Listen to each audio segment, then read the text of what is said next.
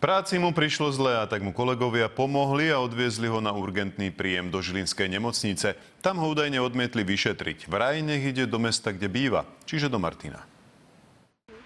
41-ročný Peter pracuje v Žiline. Pred pár týždňami mu prišlo v práci veľmi zle. Bolo mi doslova na odpadnutie, hučalo mi v ušiach, ako hlava ma bolela, ako fakt nevedel som, že čo sa so mnou deje. Petrovi kolegovia videli, že s ním je zle, a tak mu pomohli do auta. A kolegyňa ho odviezla do žilinskej nemocnice na urgentný príjem. Ruky mal úplne také až do modra, bledý.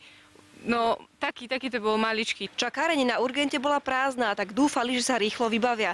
No odpoveď, ktorú dostali od sestričky, ich šokovala. Keď zistila, že som z Martina, povedala to takisto doktorovi. Doktor mi odkazuje, že keď som z Martina, nech si to idem riešiť do Martina. Podľa Petra ho doktor odmietol bez toho, aby ho vôbec videl, a urobil čo i len jediné vyšetrenie. Mňa úplne zaseklo, len keď som sa bol rozčulil, tak asi ma tam klepne. Hej, doslova. Vedenie nemocnice sa vraj týmto prípadom zaoberalo celý deň. Vo výpovediach lekárov a celého personálu, ktorý tam pracoval, a výpovediach, ktoré máte vy od toho pacienta, sú kontroverzné výpovede. To znamená, že sú to samé tvrdenia proti tvrdeniu. Keďže Petra nevyšetrili, v nemocnici o ňom nemajú ani žiadny záznam, čo je logické. Podľa nemocnice urobil chybu, že nepodal sťažnosť priamo u nich. V prípade, že sa potvrdí pochybenie u nášho zdravotníckeho personálu, určite nebudeme váhať s príjmaním opatrení, ktoré budú daný stav optimalizovať. Nepoznáme ešte záver šetrenia tohto prípadu, preto sa k nemu nemôžeme vyjadriť presne. Podľa odborníkov dôvodom neošetrenia nemôže byť to, že pochádzame z iného mesta. Rajonizácia bola zrušená pred viac než 10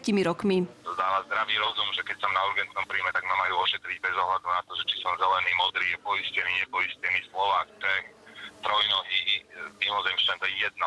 Ako neviem, keby som bol v Bratislave a som z Košíc, tak čo mi v Bratislave chodíte do Košíc, lebo ste z Košíc? Dopadlo to dobré, a že keby to dopadlo zle, čo keby zomrel, čo sa teraz stane? Zo Žiliny Zuzana Glabazňová, televízia Markíza.